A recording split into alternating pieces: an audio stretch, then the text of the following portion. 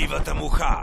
Ето, че съм пак аз, Оги Начев, а вие отново с Дивата муха, която продължава да лети ниско над Сепаре, Албания. Причината е, че запознахме с едни хора, които практикуват средновековна фехтовка. А това толкова много ни хареса, че решихме да останем още малко. Тъкмо за един втори епизод, в който разкрием философията на този невероятен начин за атака и самоотбрана. Да започваме!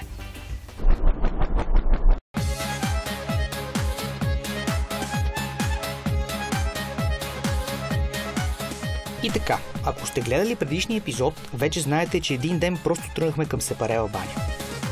Не да си вземем душ или да си играем с гумени патенца, а защото в точно този момент там бяха едни наши приятели, които се занимават с средновековна фехтовка. Какво е средновековна фехтовка, ще си припомним след малко, защото първото, което ни привлече вниманието в града, бе един гейзер. Гейзер звучи експлозивно и налудничево. Оказа се, че този гейзер е съвсем истински и то дори най-горещия на континентална Европа. Цели 103 градуса. След задължителното селфи с гейзера, тръгнахме към лагера, където щяхме да видим какво значи да се биеш с истински меч. Там се запознахме с Мирослав и неговите ученици. В предишния епизод разказахме, че средновековната фехтовка е нещо много сериозно. Толкова сериозно, че направо не искам и да знам за него. Но все пак бях принуден да науча и дори ми стана интересно. Защото на времето положението на човек в социалната стълбица, то дори оцеляването му до голяма степен е зависи от умението да вратиш меч. А това никак не е проста работа. И така Мирослав ни разказа, че средновековната фехтовка направо си е традиционна мъдрост за оцеляване. Нещо като бойно изкуство, само че по-сериозно, без никакъв състезателен елемент. Просто въпрос на оцеляване.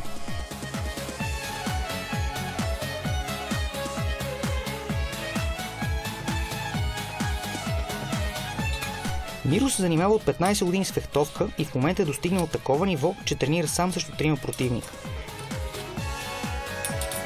Разказа ни също за мечовете и как те са еволюирали във времето. Идеята, доколкото схванах, е мечът да бъде колкото се може по-здрав и същевременно лек и гъвкав. И разбира се, формата му се е развивала в съответствие с броните и протекцията от онова време. През вековете мечът от уред за сечене се е превърнал повече в уред за мушкане. В градски условия в мирно време било някакси неудобно да се носи щит, а благородните започнали да носят по-леки оръжия. Само че с по-сложна дръжка, която предпазва ръката. И естествено, фехтовалното изкуство от умение с щит и меч се развило на база на едно оръжие, което служи и за защита и за нападение.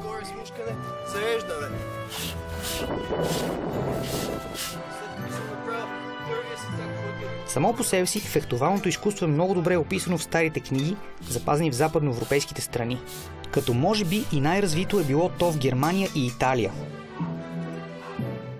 Съществува една история за японски майстор по джуджицу, който дошъл в Европа в началото на 20 век и бил удивен, че европейците също си имали бойни техники, които дори били по-брутални от японските. Имали си система от ключове, премятания и захвати, която задължително се изучава от благородниците. И това не е очудващо. Все пак европейците са били, така да се каже, биткаджиите в световен мащаб и освен с оръжие, умението да се биеш с голи ръце било неизменна част от подготовката им.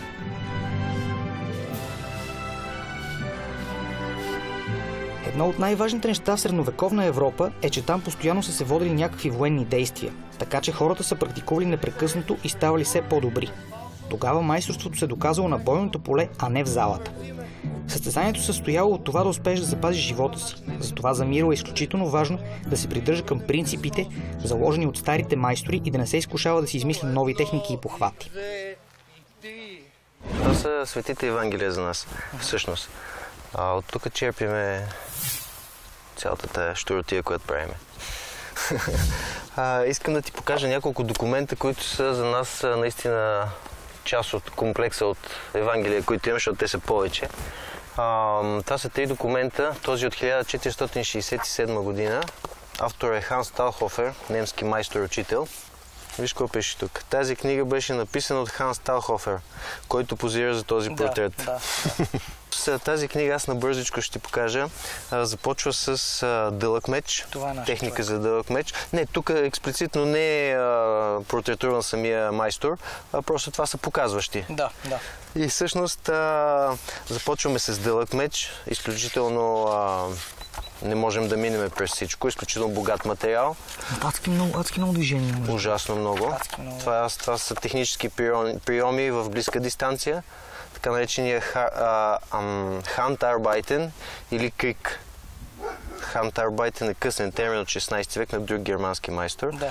Крик е ранният термин, който означава буквално война, след кръстосването. Това, което се случва. Както виждаш, това е един комплекс от ключове, хвърляния, захвати, т.е. изкуството или Kunst des Fechtens. Старите учители са го наричали Kunst des Fechtens, което означава изкуството на сражаването. Да. Съвсем ясно и точно за какво става дума. Изкуството на сражаването. Всичко ти казвам. Виждаш дори и това интересно нещо, което би могло да се прави с този тип оръжия, които поради това сечение ти позволяват да ги държиш за остриетата. С този тип оръжие не става това. Да. Секцията с дълъг меч е огромна. Започваме с секция с полаксове или с полеви дълги оръжия. Това е късният вариант на така наречената датска брадва от 8-10 век. Тя става всъщност, това е комбинация от острие, копие, т.е. брадва или чук, копие и клин отзад. Т.е. максимално ефективно оръжие. Това е сериозно, с тежка дървена дръжка, с обков отстрани по дръжката. Много сериозно оръжие. Прави ужасни неща.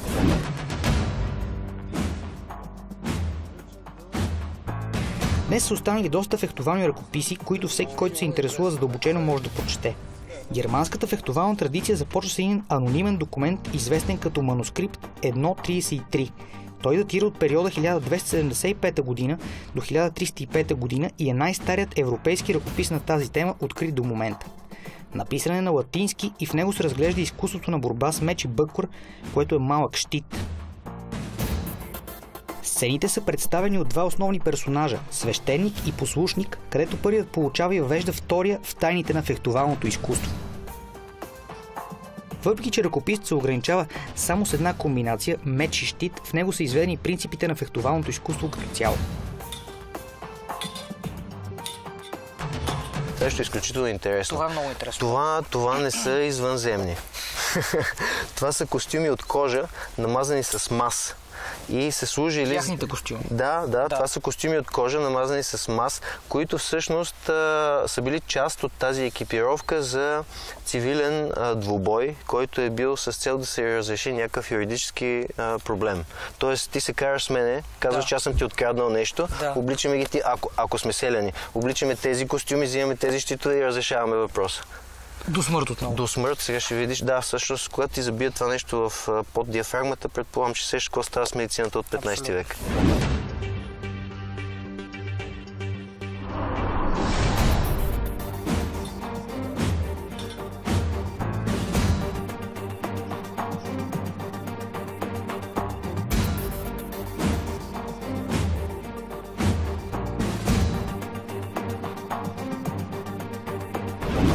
Искам да ти покажа един куриозен момент тук. Има двубой между мъж и жена. Тоест, ако се скараш с жена си, трябва да можеш да разрешиш спора последния начин. Мъжът всъщност се поставя в дупка, до кръста, в земята изкопана дупка. Така продължай нататък. На жената се дава в един парцал да увие камък, който прилича на буздоган реално, и този камък реално се превръща в нейното оръжие. Ето го. Това е жената, те са същите костюми. Ето го камъка вързан в кърпата. Това е обикновено женската кърпа, която са ползвали. И дървения буздоган. Различни технически приеми, как трябва да се проведе този двубой. Тук пак ли до убийство стига? Сега ще прецениш сам. До прегръщане гледам, че стига. В дупката това как ти изглежда? Ясно, това е начин на сдобряване има тук. Двамата в дупката. Общо взето, нещата не завършват добре. Да.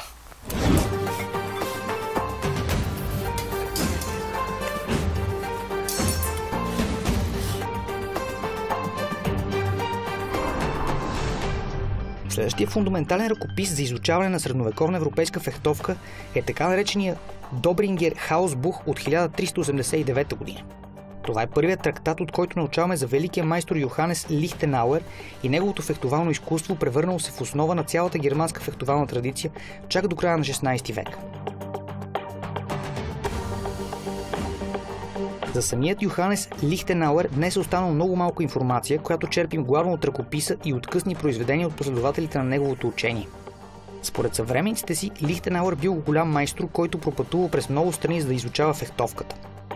Ученията на Лихтенауер се съхранявали частично в стихове с рима. Това било може би умишлено, за да бъдат трудно разбираеми и да не може всеки да научи тези техники. Други смятат, че римата е била система за мнемонично запаметяване на техниките от тези, които разбират. От Лихтенауеровата система възникнала цялата германска фехтовална школа. Този процес продължил и през 16 век. В крайна сметка по това време вече се била затвърдила нормата, според която всеки майстор, който държал на себе си, се представя като последовател на Лихтенауер. Дори когато неговото влияние е било незначително или когато някои елементи ясно противоречали на принципите на Лихтенауер. Това е друг майстор, Петър Фалкнер, който е бил капитан на една от най-известните фехтовални гилдии, така наречените Марксбрюдери, които всъщност са били така много популярна организация, сертифицирана от императора. Нали? Те са имали право да дават дипломи да обучават хора. Имало е съвет. Тоест, трансмисията на изкуството се е получава по много строго определени правила, преминаваш с редица тестове и на практика след това ти се е дало звание и дет се казва диплома, че ти можеш да се занимаваш и да преподаваш. Дивата муха.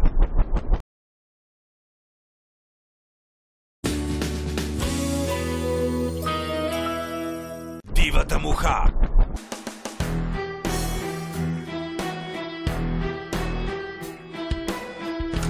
Това бяха рекламите по BTV Action, а вие сте с Дивата муха, нарушителят в басейна на женския отбор по синхронно плуване.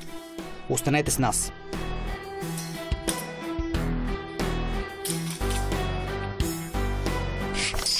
Всъщност по това време бойната подготовка не се ограничава само с едно оръжие, а са изучавали различни техники за борба с дълъг меч, къс меч и бъклър, копие, нож, както и техники за борба без оръжие.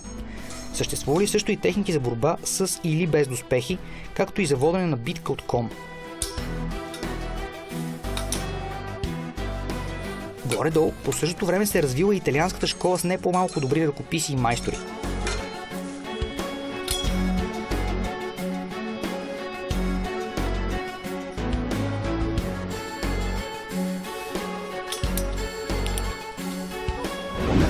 Продължаваме нататък, където стигаме до работата с месер, който всъщност е обобщение по това време като педагогически инструмент за всички едноръчни оръжия. Месер, както си говорихме, означава нож. Имаме гросен месер, ланге месер и крикс месер, което е съответно голям, по-голям и най-голям месер, като крик месер прилича на ужасна катана на много анаболи. Съществуват и още много средновековни ръкописи, от които днес можем да черпим информация не само за това как се биели хората, но и за живота и порядките по това време. На въпроса ми дали би победил средновековен рицар, ако се срещнат в открит двубой, Миро отговори, че чисто технически едва ли би имал какъвто и да било шанс за победа. Обучението на рицарите започва от 12 годишна възраст и те не се занимавали с нищо друго, докато навършат 21. Тогава били посвещавани в рицарство. Ако боецът притежавал специални качества, може да бъде посветен и по-рано. След това той отново продължава да се занимава основно с това – тренировки и лов. И от време на време воювал. Рицарът бил една перфектна машина за убиване.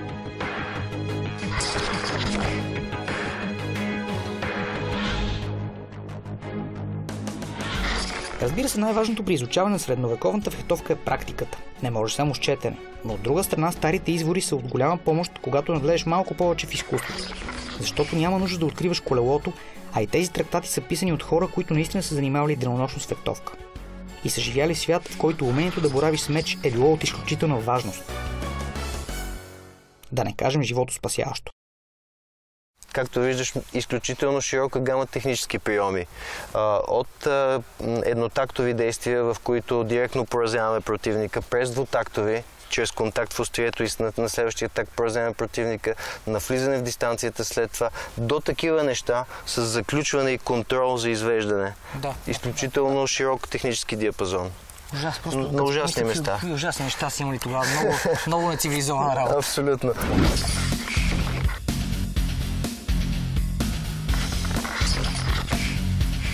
Днес един незаточен тренировъчен меч е много скъп. Цената му започва от 400 лева и може да достигне до няколко хиляди. Зависи колко си запален, като при всяко хоби естествено. А колкото повече един меч се доближава до истинския, толкова по-добре се изпълняват и техниките с него. Предполагам. Както казахме в предишния епизод на Мухата, оръжията, с които най-често са боравили старите фехтовачи, са къс меч, дълъг меч, копие и умручен щит, наречен бъклър, и различни по вид и форма боздогани. Тренировъчните мечове са или дървени, или метални, незаточени реплики на истински образци. По-напредналите майстори тренират дори с наточни мечове, но това е едно доста опасно занимание. Това е един много голям италиански учител.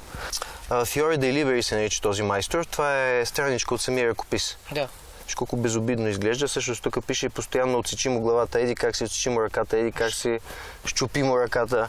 И на практика всъщност имаме едно изключително богато технически и по всякакъв начин и морално, и духовно изкуство, защото всъщност за съжаление не нося книгата, в която има увода, който започва с, ще перифразирам грубо, млади рицарю, уважава и жените и възрастните хора, учи неща, които само те издигат, нали, като... Кодекси. Абсолютно, да. В смисъл, дръж се като културен, възпитан човек, след което след този увод започват техническите приеми да се преподават. И убивай. Зъб за зъб, око за две.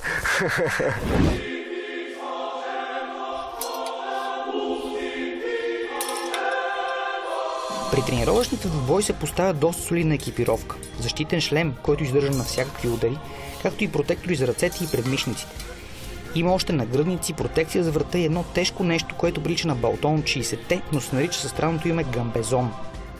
Въпреки сериозните предпазни мерки, трениращите трябва много да внимават, особено по време на тъй наречените свободни двубои. Защото хем трябва да си искрен в атаката и да нападаш като за последно, хем трябва да внимаваш да не се контузиш или да не нараниш партньора си. Затова с метални оръжия тренират само най-напредналите.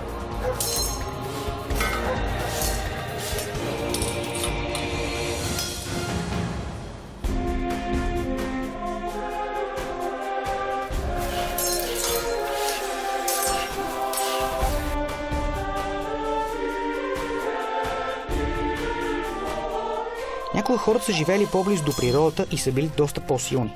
И са живели по-малко, разбира се. Но ми се струва, че това цял живот да въртиш меч си е доста голяма хамология. Дори 3 минути е много. На третата минута човек се изпотява жестоко и всичко започва да му тежи. Да не говорим за битките, които са траяли с часове. Разбира се, адреналинът си казва думата. Само от звука на дрънчащия метал човек му се изопват нервите. А какво ли било наистина да се изправи срещу някой чичко с голям и много остър меч, който гори от нетърпението и демонстрира качествата на стоманата. Затова си мисля, че на времето хората са били доста по-здрави от нас. И физически, и като психика. Затова може би са били прави древните гърци, които много наблягали на физическите упражнения. Всъщност предполагам, че всички са правили физически упражнения и са били в доста добра форма.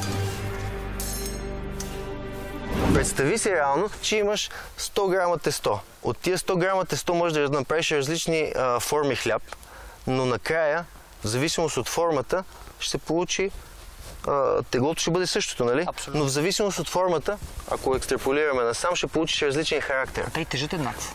Не. Това е голяма уловка всъщност. Това е така нареченият динамичен характер. Този тежи около 400 грама повече. Сериозно ли? Да, около 400 грама повече. Човек не мога да ти дадат. Мисля, че този по-тежки. Не. Съвсем сериозно. Около 1860 грама, около 1470. Значи хората си знаят работата много добре. Изключително. Нали се сещаш, че това е правено без ток? Да, без ток, абсолютно. да не говоря за шмиргели, фрези и така нататък. В момента, за да ги репродуцираме тези неща, използваме ултрамодерни технологии, които ни позволяват да достигнем това елфическо майсторство.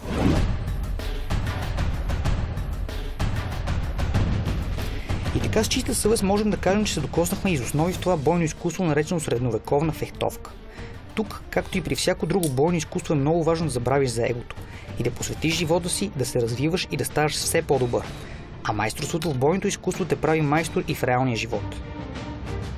Както каза Миро, може би най-добрата страна на фехтовалното изкуство е балансирано физическото и ментално развитие, което предлага.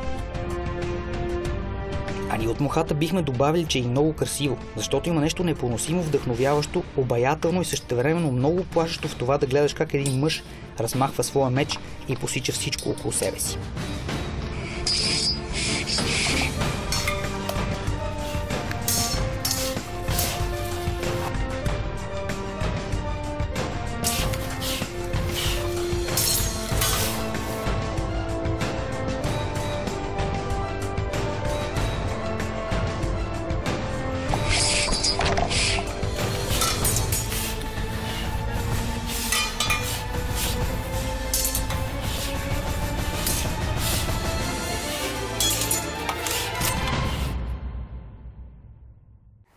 Добре, попаднахме в средновековна битка около светите земи на Сепарева баня. С правилните напътствия на нашите нови приятели дори спечелихме войната. Ето, че дивата муха освои още един боен спорт, този път обаче рицарски. Аз съм Оги Начев и отивам да спася красивата ламя от злата мума, а на вас пожелавам лек вечер с програмата на BTV Action.